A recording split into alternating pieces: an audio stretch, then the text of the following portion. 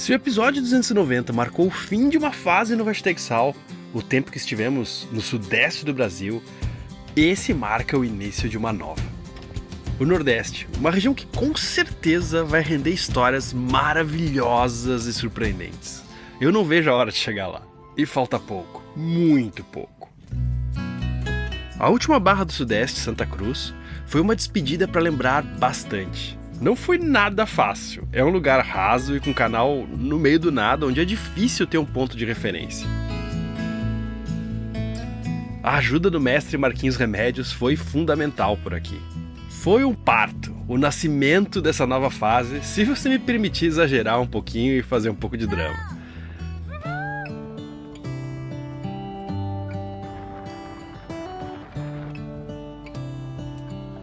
Depois que saímos, era nós e o mar aberto, que é bem mais tranquilo do que entrar e sair de uma barra. É normal as pessoas terem uma ideia de que quanto mais perto de terra, mais seguro. Mas não é bem assim. Na real, raramente é. Claro que depende do tamanho do barco, depende de uma série de coisas, mas obviamente falando de um veleiro oceânico. Quanto mais perto de terra, geralmente mais perigos. Pedras, corais, redes. Obviamente que se afastar demais tem seus perigos também, por causa do isolamento, etc. Mas ficar muito perto colado da costa quase nunca é bom. Especialmente aqui na saída de Santa Cruz, que tem vários baixios que não parecem ser muito bem cartografados. Não fui lá com a quilha para tatear e ver se é aquilo mesmo, mas pelo que descreveram, tem vários baixios ali perto desse porto. Temos ainda umas horas de Espírito Santo ainda. A gente pegou um vento razoável no dia da subida, mas que foi acalmando aos poucos. Na verdade, um dia antes estava bem mais forte. A gente escolheu sair nesse dia aqui justamente porque dava tempo para chegar até Abrolhos e o mar e o vento tinham uma intensidade razoável já. Afinal, tem ainda um pouquinho de Espírito Santo na costa. Terra nada mais, mas de mar estamos ainda nas águas capixabas. Daqui a pouco, Baianas. Logo em seguida desligamos o motor e o clima a bordo ficou muito mais legal. Algumas pessoas podem dizer que essa é uma das formas menos confortáveis de viajar, mas eu não troco isso aqui por nada. E isso me faz pensar o que nos faz gostar das coisas. Pode parecer um pensamento inútil, mas não é esse um caminho bem lógico para entender um aspecto importante do que nos faz feliz? Do que a gente gosta? Às vezes não necessariamente é algo que nos dá mais conforto, mas sim que nos desafia ou nos mostra algo novo. Para parte desse aspecto da vida, até existe um estudo, o estudo da estética, que é uma área da filosofia que estuda como percebemos o mundo e as sensações que provocam na gente, o que é belo e o que é o belo, que nos faz experimentar sensações de uma forma diferente. Dos temas que tive contato na filosofia, esse eu achei um dos mais difíceis de ter uma certa objetividade. Mas por isso mesmo, talvez um dos mais importantes de se estudar, onde há mais coisas para se descobrir. Talvez até o segredo para entender isso é notar que realmente não é objetivo, e sim assumir a sua total subjetividade. Não sei. Difícil, né? A magia do risoto acontece. Risoto travessia, hein? Você só me vem fazendo risoto, né? Mas isso é mais em travessia, porque usa uma panela só e é mais simples, mas não é sempre assim. A água foi mudando aos poucos de um tom de verde para o azul, conforme a gente ficava mais longe da costa. Isso porque há menos sedimentos na água. Ela vai de tons do marrom para o verde e para o azul. O vento ainda deixava a gente velejar com a vela risada e fazer uns 6 nós. O mar não estava um espelho, mas estava bem razoável e a tendência dali era melhorar, o que na cabeça fica bem mais tranquilo. Era bom aproveitar, porque pela manhã eu acho que a gente não teria mais vento para velejar e teríamos que ligar o motor novamente, talvez até no meio da madrugada. Eu tava com saudade de pegar uma velejada boa assim de mar aberto. Hoje é o meu tipo preferido de velejada. É difícil sair numa tarde para velejar, por exemplo. Pegar um vento sul assim, sem nuvens, nessa latitude, onde dá pra ficar de camiseta tranquilamente no meio de uma frente fria, é muito bom. O sol se pondo é um dos eventos mais especiais em qualquer viagem no mar. Difícil explicar por quê. Porque é belo, você poderia dizer, mas por que algo é belo? Ou até mesmo seria algo diferente de belo? Para pensar o que você sente quando se depara com algo assim. Immanuel Kant, que viveu no século XVIII, separava o belo, que é algo proporcional, organizado, coerente e harmonioso, do sublime, algo que causa perplexidade, que nos liga a algo maior do que nós mesmos. Velejar em uma noite sombria com ventos uivantes, grandes ondas, não necessariamente é algo belo, segundo ele, mas sublime, um sabor diferente da estética, algo que nos leva no limite. Pode até dar algum medo, nostalgia, ansiedade, não é necessariamente algo belo, mas desperta emoções estéticas, causa também um encantamento. Lá por 11 horas da noite, muito mais cedo do que eu achava, tivemos que ligar o motor. A câmara térmica tem dado alguma visibilidade nessas noites escuras. Esse era o tipo da noite que realmente não dava para ver nada no mar. A lua até apareceu de madrugada, mas muito tímida, um fiapo. A Ana dormia, a Marisca dormia, tudo quieto por aqui, com exceção do motor. Eu ligo essa luz vermelha e assim eu consigo enxergar pelo menos alguma coisa de noite. Mas bem cedo, 4 da manhã, o sol já avisava que ia chegar. Belo ou sublime? Talvez em um quadro, só uma imagem, longe do cheiro de água salgada, do cansaço, sem a responsabilidade de levar aqui tudo que eu tenho e amo, e de estar no meio do nada indo a outro ponto no meio do oceano, talvez seja só belo.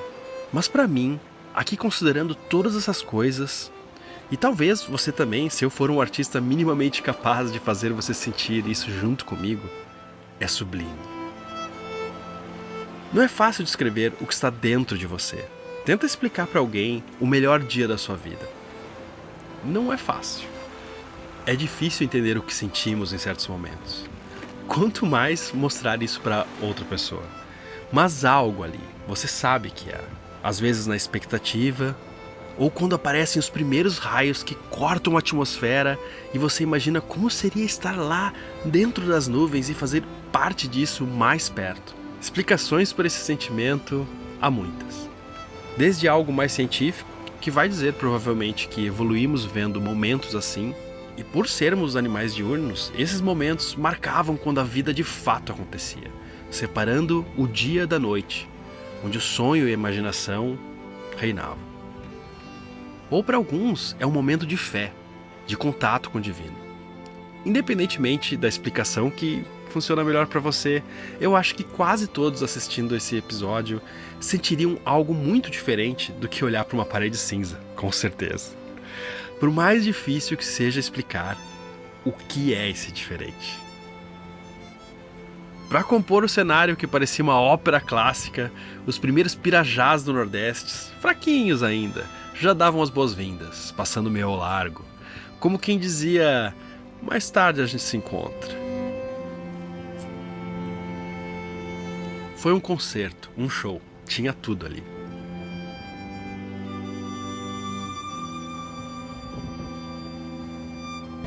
No exato momento que o sol nasceu, 4h49, eu cruzei a divisa do estado do Espírito Santo para a Bahia. Que recepção da Bahia, hein? Da Bahia e do Nordeste. Foi esse nascer do sol aí de uma nova etapa do Hashtag Sal. Muito legal. O sublime pode ser a chave para entender por que muitos de nós amam tanto experiências assim. Elas ao mesmo tempo são muito reais, precisam de uma responsabilidade, mas geram experiências que parecem beirar o surreal, como esse nascer do sol. Esse sol nascendo entre horizontes e nuvens é algo que acontece há bilhões de anos aqui na Terra, todos os dias. É o que define inclusive o que é um dia. Para mim, ao mesmo tempo me traz calor, a habilidade de enxergar o caminho, sem ser pelaquela pequena tela de baixa resolução da imagem térmica, e traz também o contraste do fato que o que acontece aqui é tudo para mim. Ao mesmo tempo, é menos importante do que um átomo de hidrogênio para o Sol. É nada. Mas não estou reclamando, é justo, é o que é. e me faz lembrar que estou conectado com um universo muito, muito maior que eu. De que eu tenho que dar sentido à minha própria existência. Mesmo que tenha muitas ajudas, as minhas escolhas é que vão dizer o quanto sentido tem o que eu faço aqui na Terra. O sol foi subindo e o amarelo foi dando lugar ao azul. Um azul profundo, quase roxo, que é o tipo de água do mar mais limpa que existe. A marisca dormia quietinha e o balanço seguia firme em seu rumo. Hoje vamos chegar em um lugar que pode ser tanto belo quanto sublime, eu acho. Abrolhos. Um lugar que eu sempre quis descobrir durante muito tempo. O resto da tripulação acordou lá pelas 6:30 da manhã. E eu pude dormir um pouquinho, com a Ana dando uma olhada no que a gente encontrava no caminho. Chegar em Abrolhos sem sono vai ser uma boa ideia. Afinal, o nome do lugar já diz para tomar cuidado. Abrolhos. Abre os olhos. Essa região, entre Abrolhos e Cabo Frio, foi muito evitada nos primeiros anos do descobrimento. Havia muito medo dos portugueses das formações de coral que ficam quase na superfície e que são muito difíceis de ver, diferente de uma ilha, por exemplo.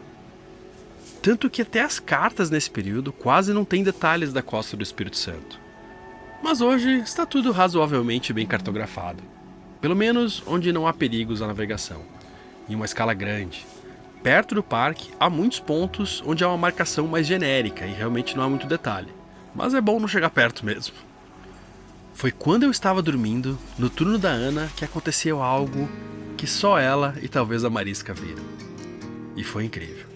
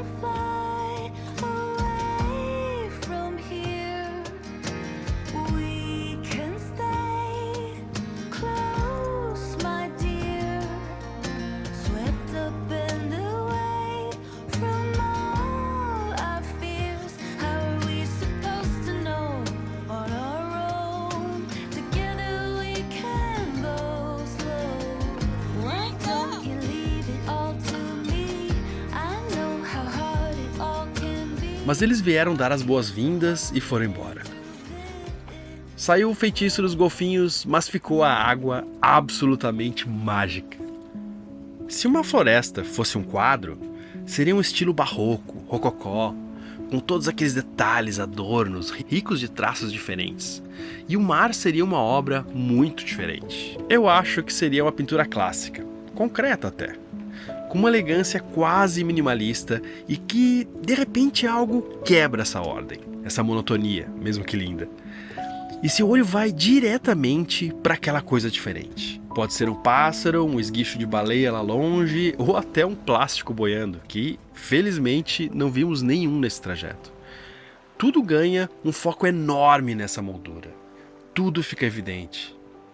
E chegar em Abrolhos não seria Abrolhos sem baleias. Vimos algumas baleias no caminho. Não dá para identificar direito por aqui e nem eu sou um grande especialista em baleias, mas a julgar pela época do ano e onde a gente está, provavelmente são baleias jubarte, que são as baleias de longe mais frequentes aqui perto de Abrolhos. Vimos algumas, mas nem tanto que nem aquela viagem do Rio até Arraial do Cabo. Acho que principalmente porque a temporada delas está acabando. Devem ser as últimas voltando para casa ou alguma coisa assim. A gente fica, obviamente, muito feliz com o número de baleias que vieram esse ano. Mas também fica mais tranquilo de ter um risco menor de nos chocarmos com uma. Essa é uma época que tem poucas janelas com vento a favor para subir, mas, por um outro lado, tem essa vantagem de ter um risco menor de se chocar com a baleia. Só que você tem que estar disposto a esperar bastante por uma janela. Semanas, às vezes até meses. Que alegria, hein? Esse é um dos pontos altos da costa brasileira, com certeza um dos pontos mais legais assim, de Tá, eu nunca fui, né? Mas a expectativa é essa. É a maior biodiversidade de corais da América do Sul. Atlântico Sul. Um lugar super preservado. Que massa. A gente viu algumas baleias já. Eu acho que agora tem poucas baleias já, mas a gente viu. É que a Brownies tem muita baleia, né? Mas a gente viu alguma. Ah, cansado, mas feliz. Que tudo planejado. Começou ventinho médio para forte, ondas também médias para altas. Super altas, nada de medianas. Acho que o planejamento foi bom, meteorologia boa também, tá? Já imaginava ter que motorar o final mesmo, mas um dia antes tinha vento, mas tava muitas ondas, sabe? Tava demais. E até para sair da barra lá ia ser complicado. Marisca também tá exemplar. Também se comportando bem. Também. Faltam 15 milhas, o que dá 3 horas. A gente estava andando bem mais, mas tem uma corrente contra aqui. A corrente fria dá uma segurada nela, até inverte às vezes, mas agora sem vento, na corrente aqui da Salisa, acho que é a corrente do Brasil. Devagar e sempre. Isso. A primeira grazina, ave típica de Abrolhos, deu ar da graça. Nesta hora, lá por 1h da tarde, faltavam umas 10 milhas para chegar, e eu resolvi dar mais uma dormidinha lá fora. A cor dessa água era um absurdo. Tinha uma coisa meio neon, meio difícil de explicar e mostrar numa câmera. Mas eu acho que olhando essa imagem, dá para ter uma ideia do que era. Só de flutuar nessa água aí já é algo belo e sublime ao mesmo tempo. Se o Kant me permitir um absurdo desses e não sair do túmulo e vir nadando até aqui para me dar um pescotapo. Em um mundo dominado pelo azul assim, qualquer traço de amarelo ou vermelho grita aos olhos. Contraste, eu acho que deve ser outra coisa bastante importante na definição do que é o belo. Procurava o tempo inteiro qualquer sinal de terra. Afinal, Abrolhos estava bem perto, mas a essa altura eu não conseguia enxergar ainda. Eu fico pensando às vezes que deve ter um monte de coisas que aparecem no mar, mas não estamos olhando naquele momento para aquele lugar específico. A gente deve perder muita coisa que passa pelo barco. Eu vi já golfinhos, agora estamos vendo baleias, graças a Deus é uma boa distância. Tem uma que estava um pouco mais perto, mas ela desapareceu agora, o que me causa uma certa ansiedade. Estamos a 11 milhas da ilha, já estamos na Bahia. Podia pular ali agora a baleia, hein? Ó. Só que não. E então consegui ver o arquipélago no horizonte. Foi um momento muito feliz. Apostaria que sublime. Hoje a certeza de que estamos na rota certa é total praticamente. Mesmo assim, o sentimento é muito incrível de achar um pedaço de terra no meio do oceano. Imagina na época em que a navegação não era tão precisa. Ou então quando nem cartas aqui do Brasil existiam ainda quando chegaram os portugueses. Devia ser fantástico. Imaginar já é difícil. Mas entender a percepção dos primeiros europeus que chegaram até aqui, nesse momento, é ainda mais difícil, porque a relação que eles tinham com a natureza era muito diferente da nossa. Pelos textos que sobraram daquela época, dá para entender que eles admiravam também as águas limpas e azuis e muitas das coisas que amamos. Mas tinham um olhar para a natureza mais como algo a ser vencido do que uma admiração estética que temos hoje. Era um olhar muito mais utilitarista, talvez, da natureza. O que você acha disso? Você dentro do bote, bota a cabeça assim, aquele dog. Aí eu gosto. Aí eu acho que eu não vou ter medo de tubarão.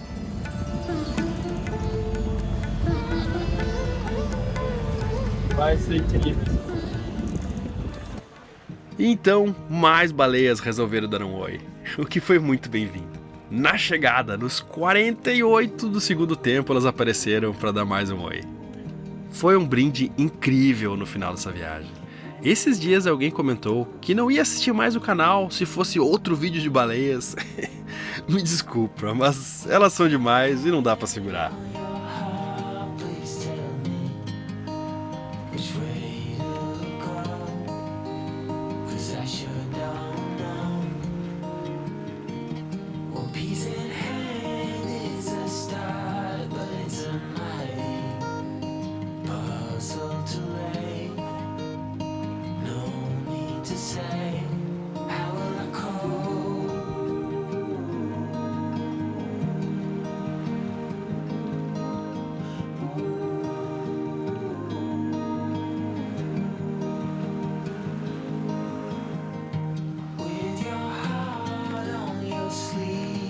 Parece que tem algumas que devem curtir o calor, porque tá meio fora da época delas normalmente estarem por aqui. Mas, que bom. Sorte nossa. Primeira impressão da Bahia maravilhosa. Tem águas, um azul turquesa na água, impressionante. Impressionante, eu não sei se já tinha visto.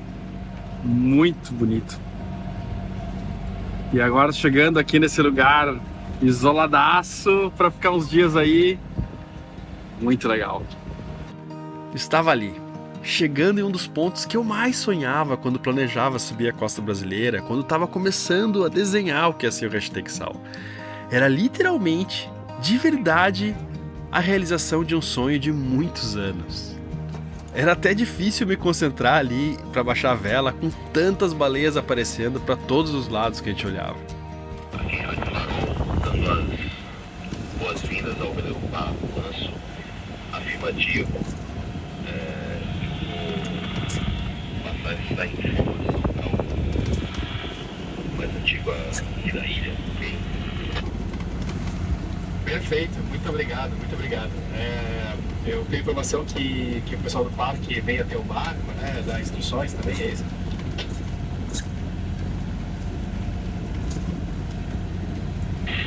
Afirmativo, nós vamos entrar em contato com eles e em breve eles entrarão em contato com o prefeito e daí, ok? Ok, é liberado, eu posso pegar uma das boitas que tem ali?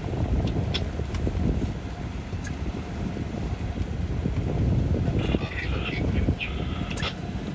Obrigado. Continua no meio.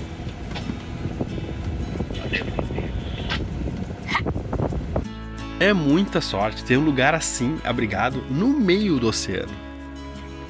O sentimento era de vitória total. A gente acabou de chegar e já viu uma quantidade enorme de vida, de várias espécies diferentes, nadando, voando, fazendo tudo que você imagina. Que de perto as ilhas parecem ser tudo que você imagina que elas deveriam ser. Às vezes parece bobagem, um assunto menor, mas coisas lindas importam. Importam muito e fazem a nossa vida melhor. Elas podem ser úteis, e às vezes são, mas podem ser completamente inúteis. Não tem problema nenhum, porque elas têm valor em si. Não precisam servir a nada, não são ferramenta para chegar a nada. O valor está nelas mesmas. Já carregam o valor dentro delas.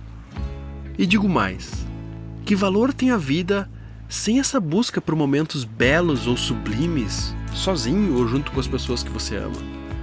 A estética de um momento importante nas nossas vidas nem sempre é bela, mas pode nos conectar a algo maior, misterioso e que é muito importante, que não tem utilidade às vezes, mas que é valioso dentro das suas próprias regras e que torna a nossa experiência humana algo que vale a pena viver.